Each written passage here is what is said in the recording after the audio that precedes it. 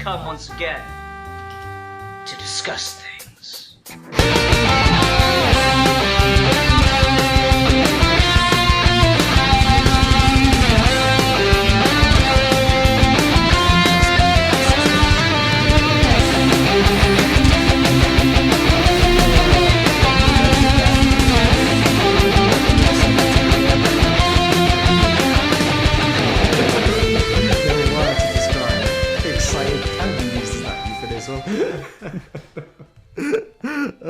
Hi everyone, welcome to another episode of Geeky Gentleman Character Discussions. I'm Sid Part 2, joining me today is...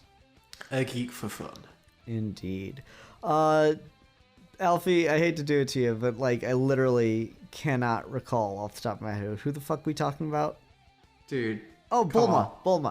Ah, Bulma. There we go. It took me a minute. I had it when we sat down to record, and then we talked for an hour and a half, and now I've got it again. So there. Take that, world. I am not incompetent. You are. Sorry, I got a little personal there. Anyway, yeah, Bulma. I guess the reason I wanted to talk about Bulma is just because she's been on my mind recently, and she's also...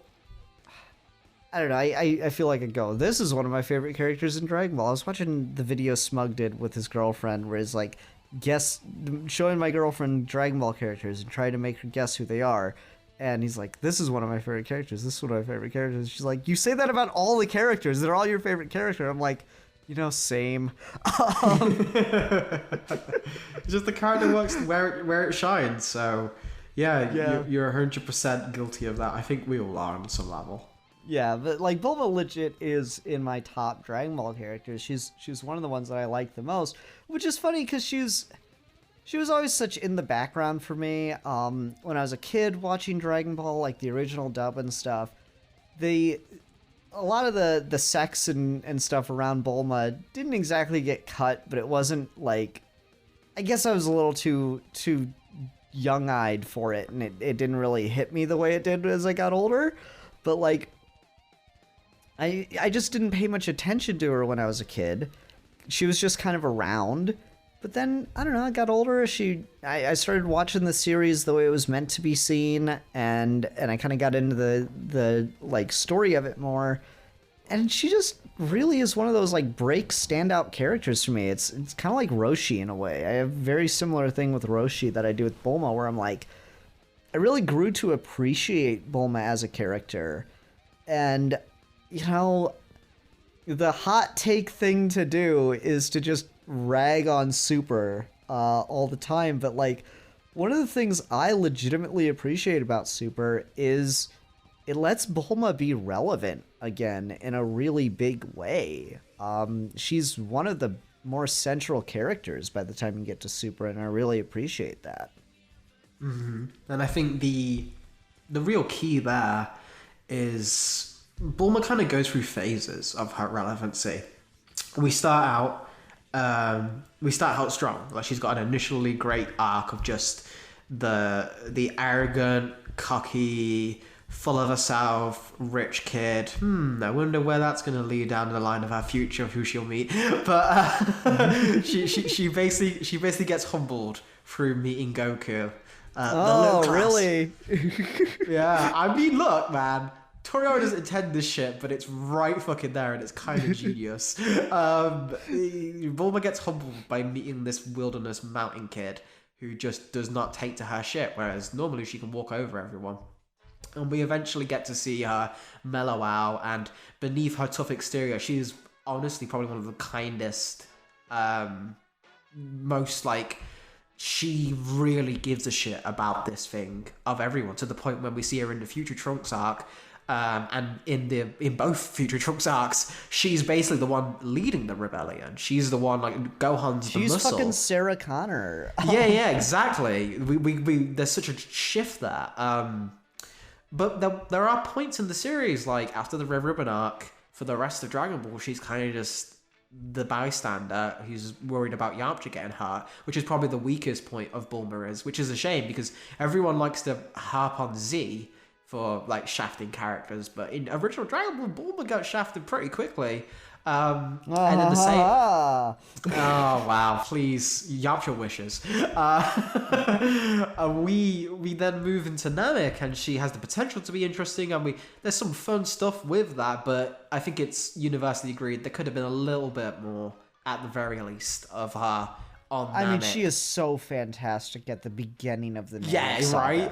It is like one of the top like eras of her characters, just those initial chapters going into Namek, like that whole word, you know, like when they're on the plane back carrying like Chaozu or not, they don't even have Chaozu's body, right? Carrying Tien and Yamcha's and Piccolo's bodies so that they can be wished back, but it's like it's almost pointless because there's not going to be a way to do that. And then, like, it's like, oh, we have this crazy chance. We can go to Namek. And she's like, you don't even understand the math that you're talking about. She just she owns them with math. And then they have to, like, that last hope. And she makes the ship work. She works so hard for it. It's just like, you know, that's when you realize the entire series stops if not for Bulma there. Or you would have had to, like, contrive a whole other way to get there. But it's such a great moment for a character to shine, and it is such a disappointment that, yeah, she just waits around on Namek to the point where, like, fucking her fighting that giant crab is some thrilling ass shit for me as a fan of Bulma.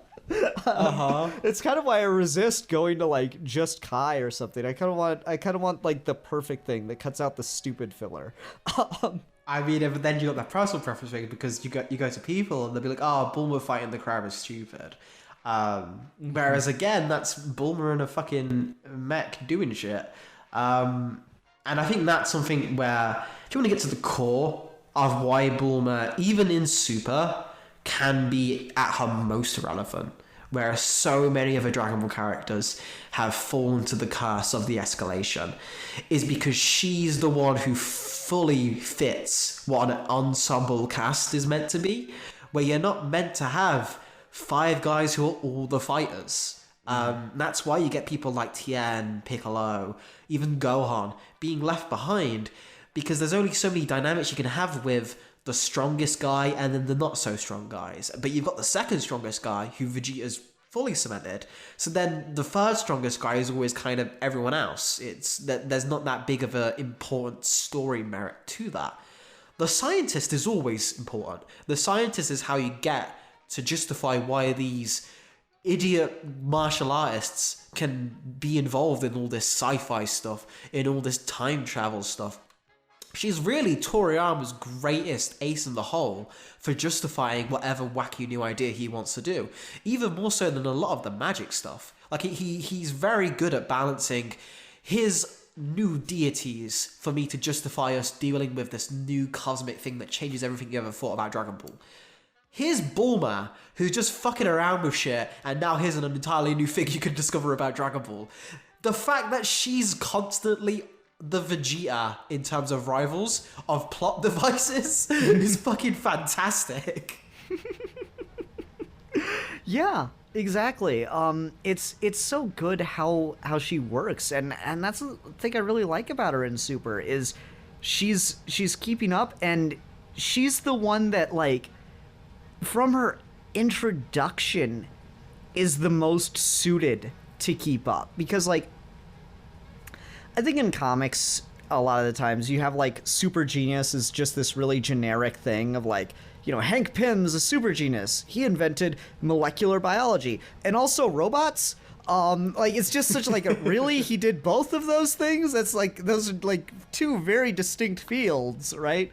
But, like, Bulma, she's introduced as, like, a girl that's you know, cocky and off on an adventure.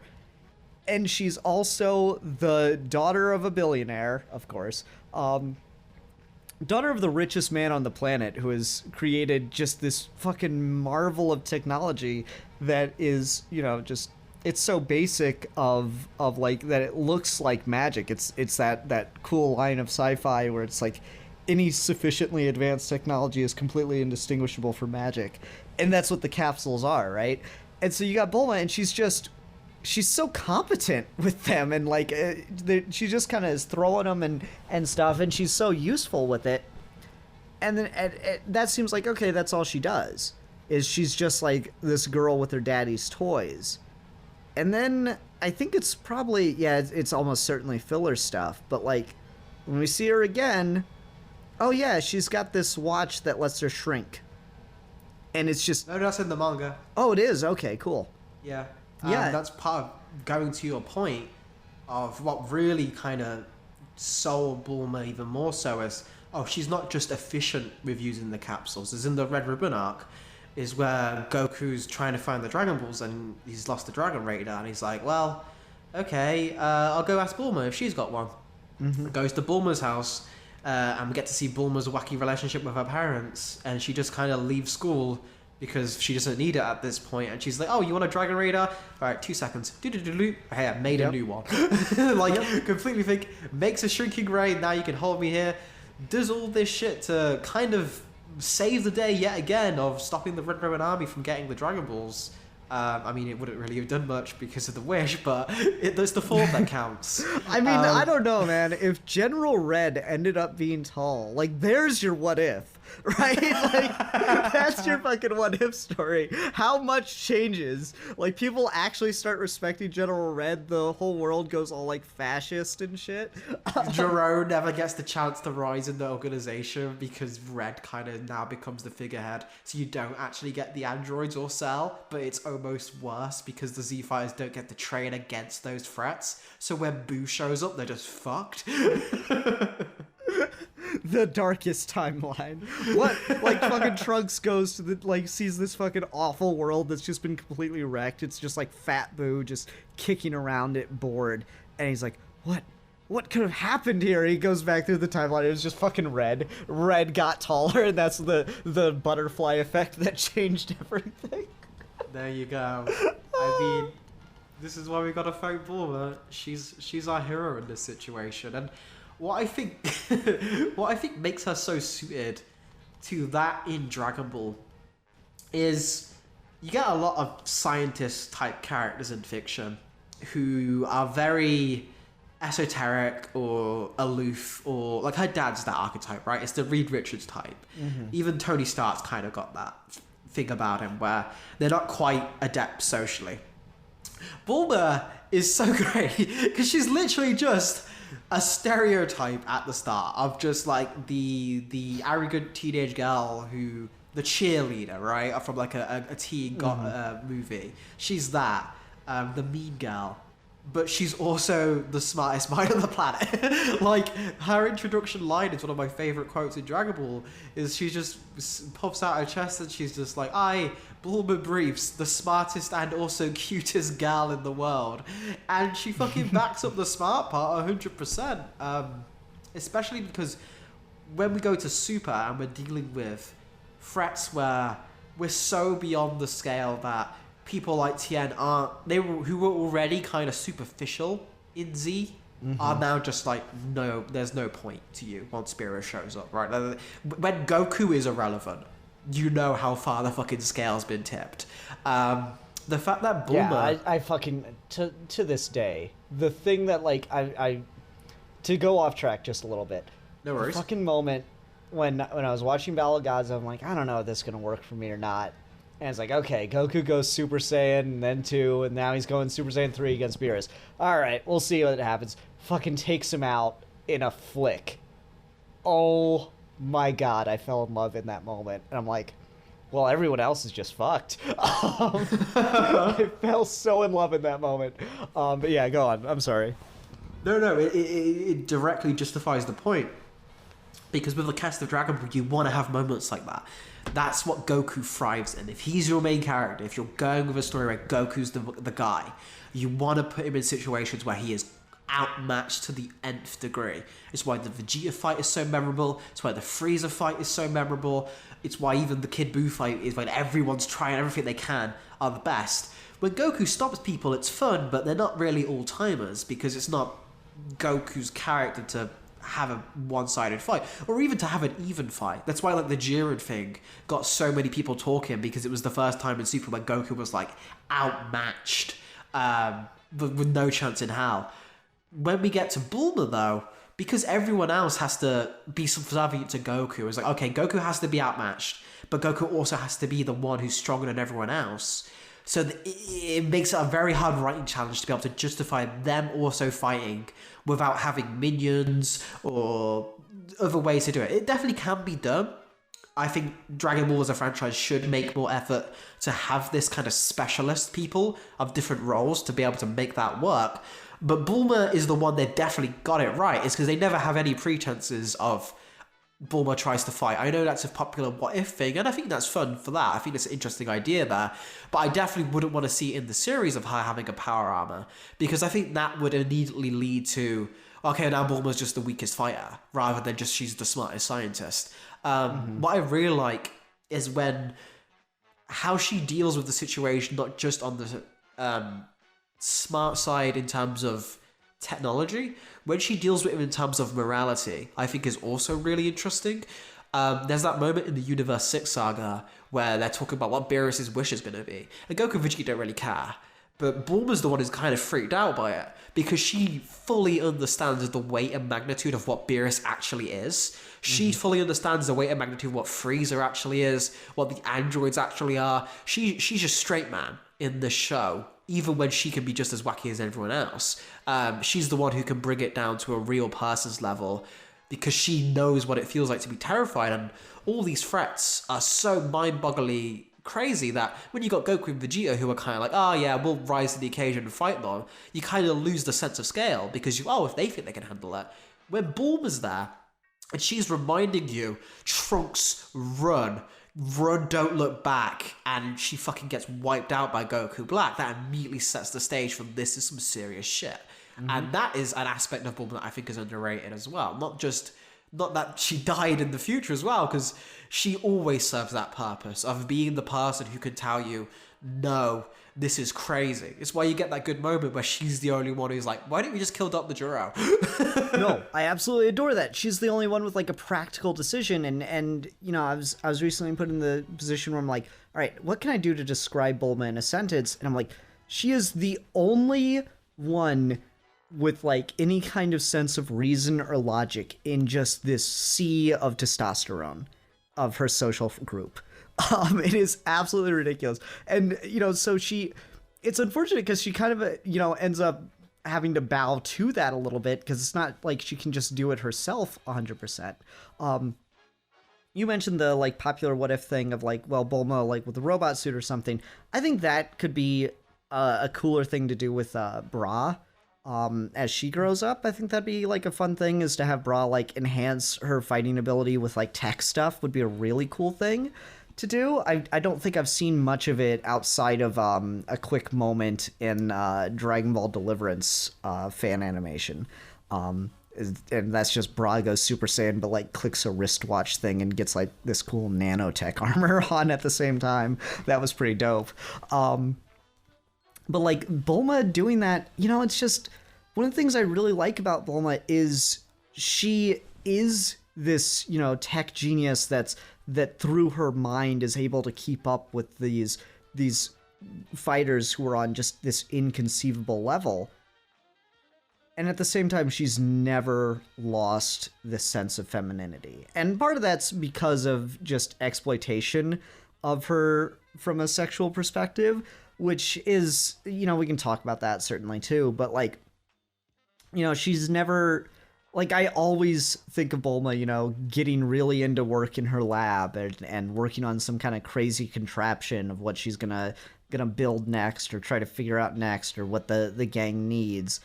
And then it just kind of all comes to a stop because she breaks a nail. You know, like, that is such a Bulma thing to me, because it's just like, she doesn't lose her femininity. She's always wearing like just very girly clothes. Like, as much as I like a lot of the stuff in the Future Trunks arc, I actually don't like that they went with like lab coat Bulma and stuff, because it's just like, it doesn't look as feminine. Like, even her outfit in Super is a little more like to me. With like the jeans and cowboy boots and shirt and the scarf, like, it's fine, but it doesn't like scream feminine like a lot of her other looks have, where it's like very girly colors, dresses, stuff like that. I really like those because it just she never compromises that in design, and I think that's always such like a cool aspect of her.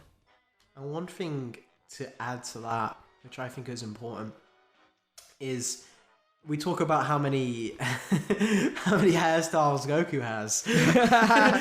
If you want to talk about the real mascot of crazy hair in Dragon Ball Z, it's freaking Bulma.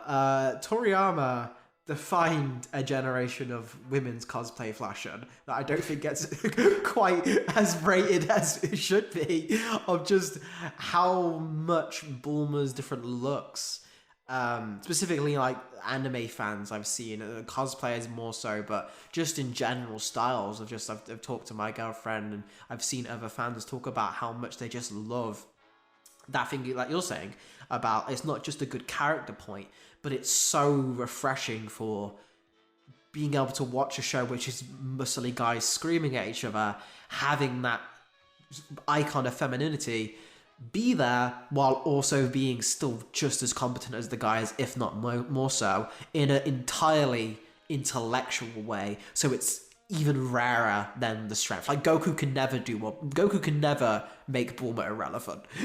she is the wall he cannot climb through training alone. That's what it's gotta be. Like Goku, it's like we need a Saiyan. Vegeta just like offhandedly says, "We require a Saiyan scientist to handle this problem." And Goku's like, "Huh? What's that?"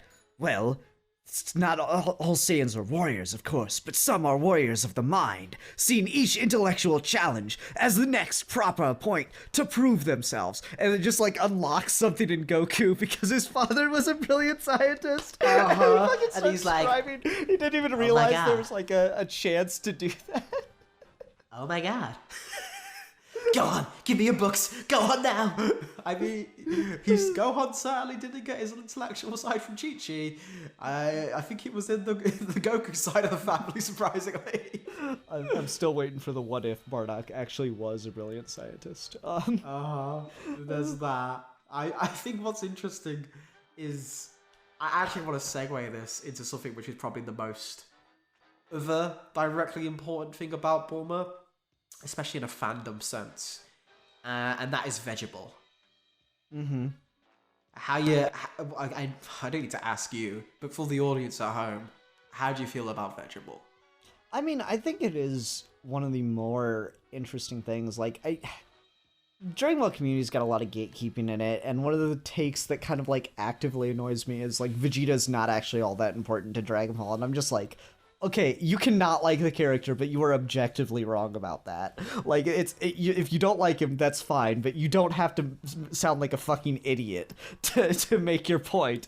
But like, Vegeta is one of the objectively most interesting developed characters in Dragon Ball, and it's all thanks to Bulma.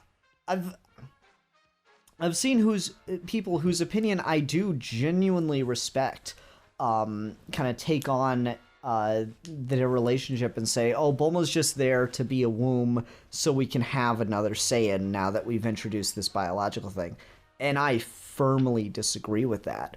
I think that might be like the premise from where it started if you want to be cynical about it, but like legitimately, I think Bulma and Vegeta's relationship as it develops is one of the more fascinating parts of Dragon Ball, because Vegeta very clearly does not see her as just a womb.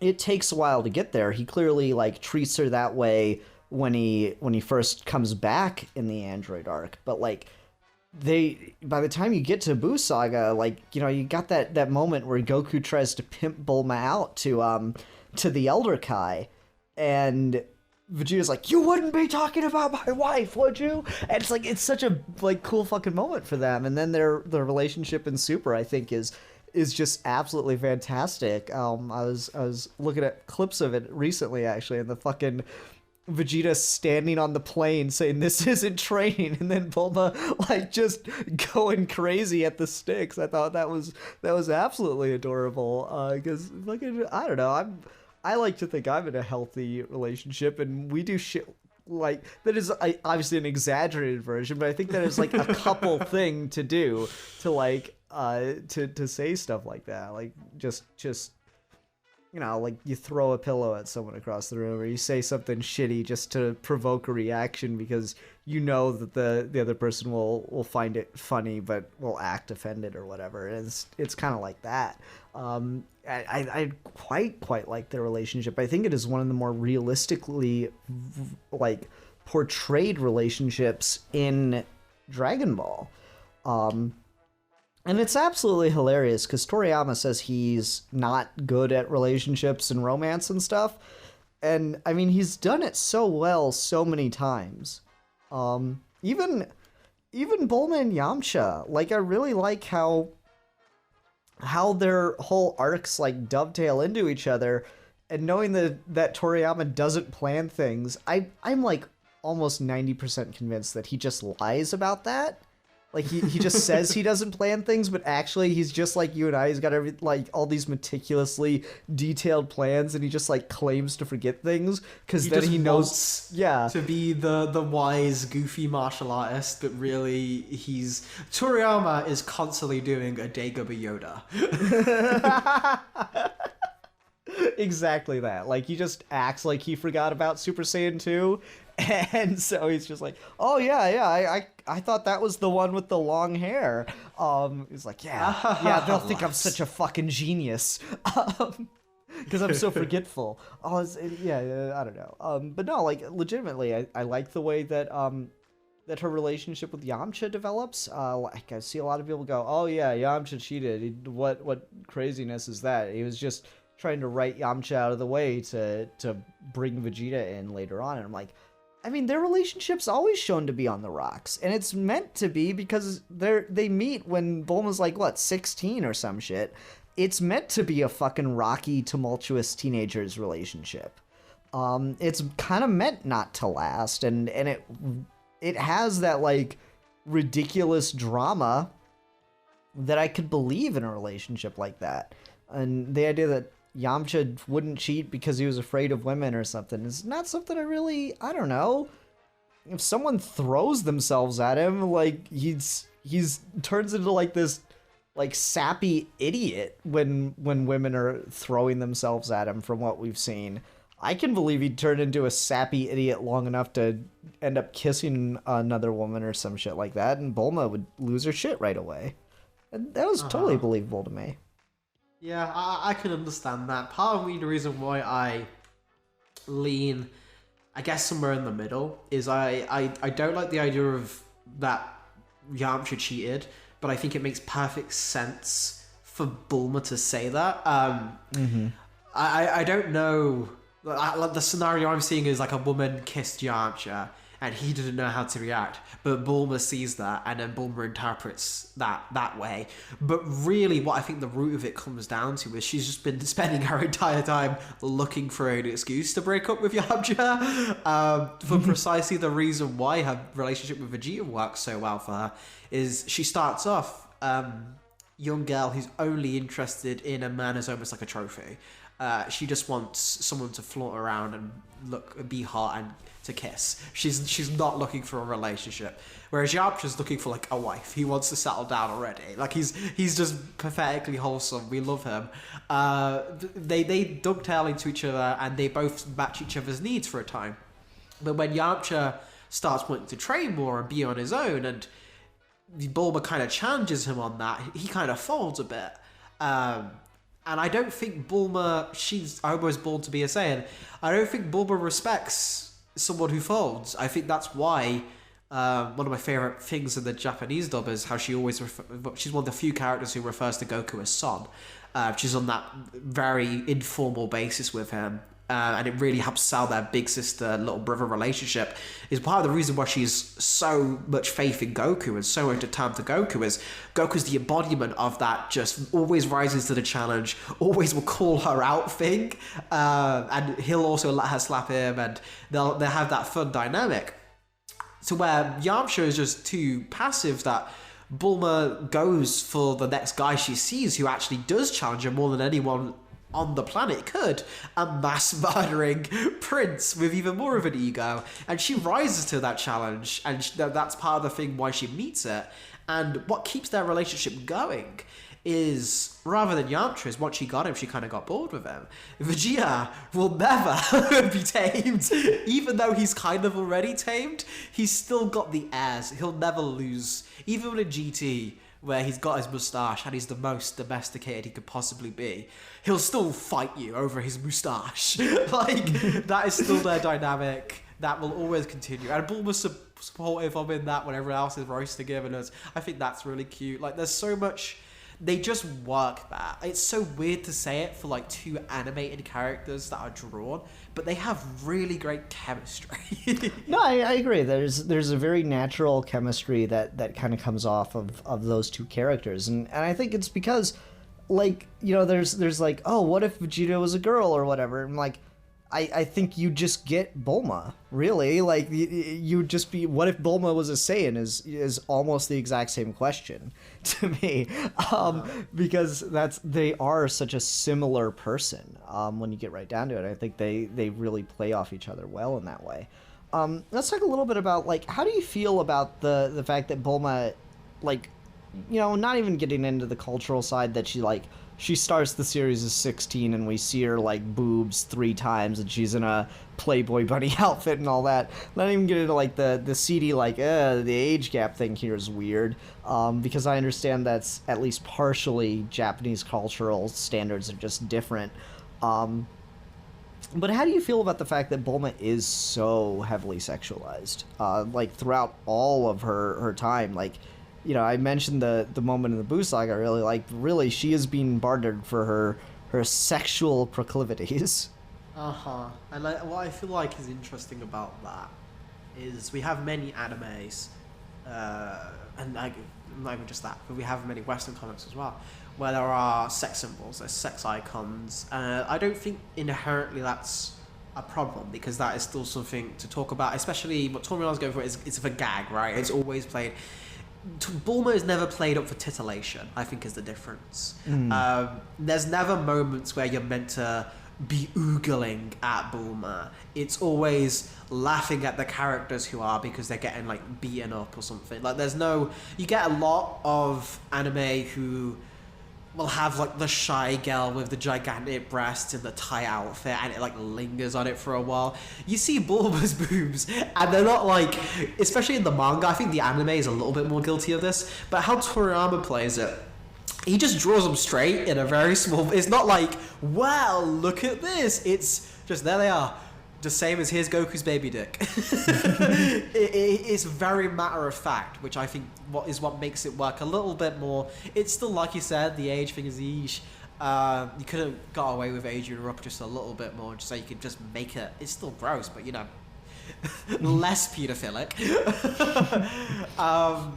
But once you get the fact that it's not played up for, okay, you're going to be, wow, this is what the point of this chapter's about. It's entirely meant for gags. It's entirely meant for Bulma to get out one-uppance on the dumb guys, especially when your main character is the guy who calls it out immediately for how stupid it is.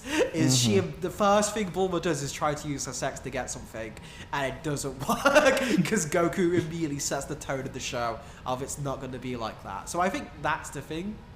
One thing I think is almost just as interesting is the fact that we've now reached a point where Dragon Ball has gone on long enough where the sex symbol of the franchise is getting called out for having sagging boobs. How do we feel about the fact that Bulma, 2 kids on, technically just 1 because you kind of cheated with the second, in the 40s, even more so if you want to count GT, is still constantly keeping her femininity. She's joked at by Goku, but the other characters still portray her as like a beautiful character. And I mean, like, no, that. that's a lot of Super kind of gets on her, rags on her for her age and stuff. Like, the fucking psychic guy or whatever that they go see, and they've got to kiss him, and Bulma kisses him to get like multiple questions answered, and he's like, Oh, well, since you are a female, I will answer more than one question, but since you are an old female who's no longer desirable, I'll only answer 3 or whatever. And it's like, well, what the hell do you mean older? I'm perfectly... And then he answers that question, and it's just... that was a good moment. But yeah, I don't know. Like it's there in the Broly movie too, right? That Bulma wants to wish to appear like 5 years younger or something because the age is starting to like the ageist comments are starting to really nag at her. And you know, it's definitely interesting. It's definitely something to consider, particularly because she's surrounded by Goku and Vegeta who just age so gracefully. Like someone did the math on it, and Vegeta in continuity is like 56, 57 years old by the end of Super. And that's just like, whoa, because of how much he's abused the time chamber mostly. Goku's still like 42 because he didn't age in the afterlife. He's got a free pass. I know, right? So like, it's just, you know, poor Bulma, she's sitting there just aging every day and getting a little bit older, and she's surrounded by people who are just not, and it's really weird for her. And I gotta give her credit for putting up with it. It makes a lot of sense. I like the implication that Goku has in the Broly movie. She's got the dragon radar. This hardly seems like it's the first time she's thought of doing this. I thought that was a great thing because honestly, you know, dude, I'm getting older. Not to trivialize it, because I know women feel this stuff more, but frankly, I'm getting older. I'm starting to go bald, and part of it's probably because of my medication, but part of it's probably just because I'm getting fucking old, and I don't really know what to do with it. If I had some fucking Dragon Balls, yeah, full head of hair. I miss it. So like those kind of insecurities, they do eat at you a bit. It is like kind of nagging, and I don't know, it's just one of those things that I think makes her a more of an interesting, more of a realistic and believable character. Mm-hmm. Like I feel like if she would still being I think it goes to the point of why I think Toriyama initially intended, he hasn't changed in his views on how he portrays Bulma at all, really, in terms of what he's talking about, because the sexualization when she's younger is, she's just a young hot girl, he keeps that going because, okay, how can we make Bulma sexualization a gag as she continues to get older? Well, now she starts to not be as attractive, but now she wants people to make the jokes that she beat people up for before when she was younger, so she makes it entirely a character point that keeps it from being just totally sleazy. It's that kind of sleazy where you can just, like, if you like the humor, that kind of dirty humor, or even just like roll your eyes at it a little bit, it's not offensive, it's not in your face, it's not entirely trying to make you see Bulma as less than a person, because all of it's entirely character based. Mm-hmm. Yeah, no, I definitely agree with that. Last thing I want to talk about is we kind of glanced over some of the stuff in the Goku Black arc, and I do think that is the arc where she gets just the most to do, where she is the most driven. It's like, that is if Bulma remained more of a, like, she's got that same level of drive from the beginning of the Namek arc, and I feel like that's their attempt to kind of make up for glossing over her in the Namek arc, because that is the arc where she just is the most involved with the team in the longest time. Mm-hmm. And what I like about that is it's obviously directly involved because it's dealing with her son, which is a whole other thing, that the fact that Bulma's basically got 2 sons that she loves equally, despite not being the mother technically of the other one, but like I think that shows immediately just her strength of character, and Vegeta's as well. Vegeta took longer to get to that, but the fact that they immediately accept Future Trunks as, you're just my son. There's no and, this, or buts. You're just our older son who lives somewhere else. And she's so nurturing and mothering as she's holding baby Trunks, which I thought was always a funny idea. But obviously she wants to drive because someone's fucking with her son. She's gonna go kick his ass. That's why she wants to go with them, and she wants to help out. We get to see Bulma there. And one thing I think is interesting is she tries the stuff on Zamasu, and that's a funny dynamic because Zamasu's the ultimate no, I only have eyes for me character.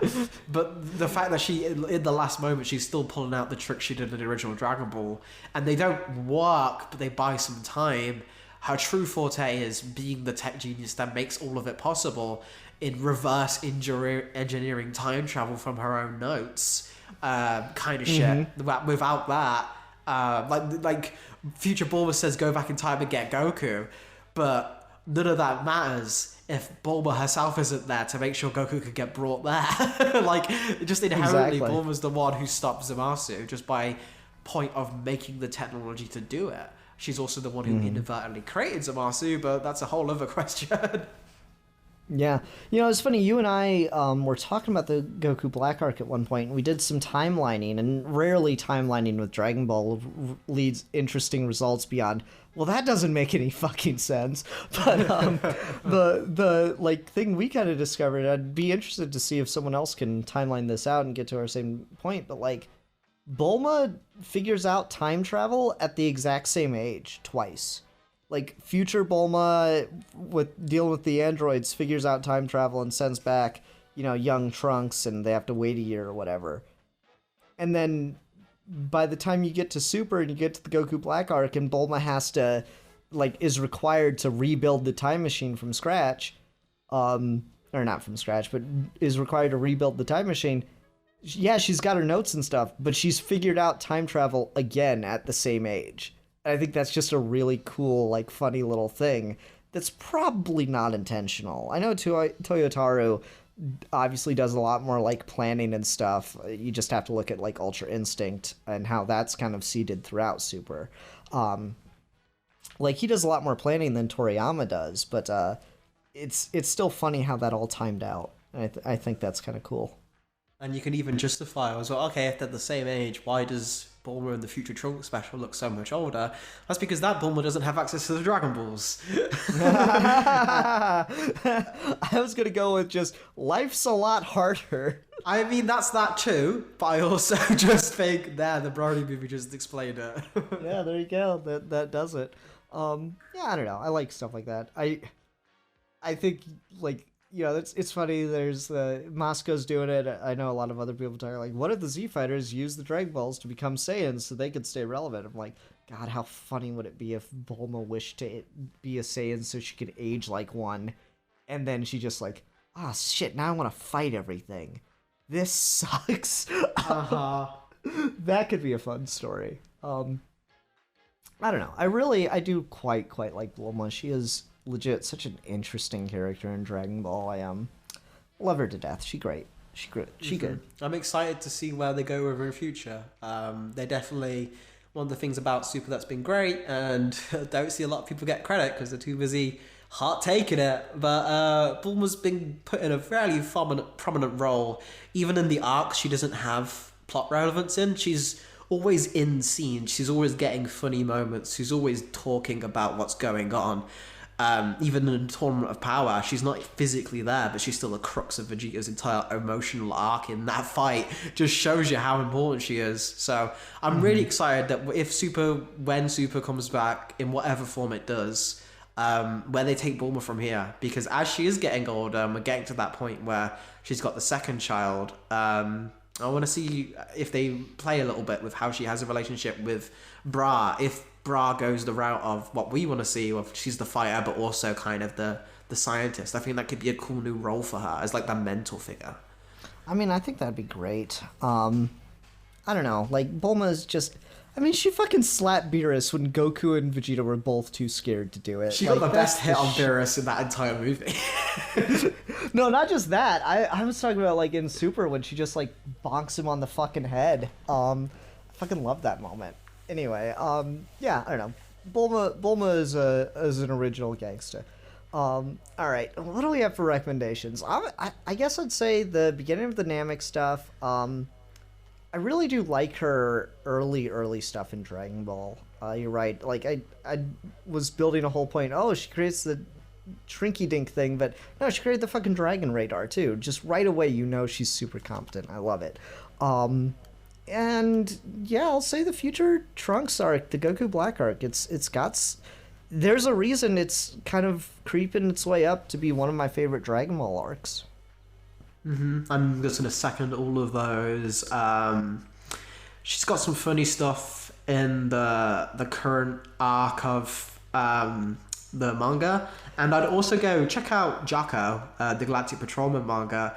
You get a little glimpse at very young Bulma in that, and it just fucking informs everything. It's like why seeing Vegeta in the Bardock special is so great.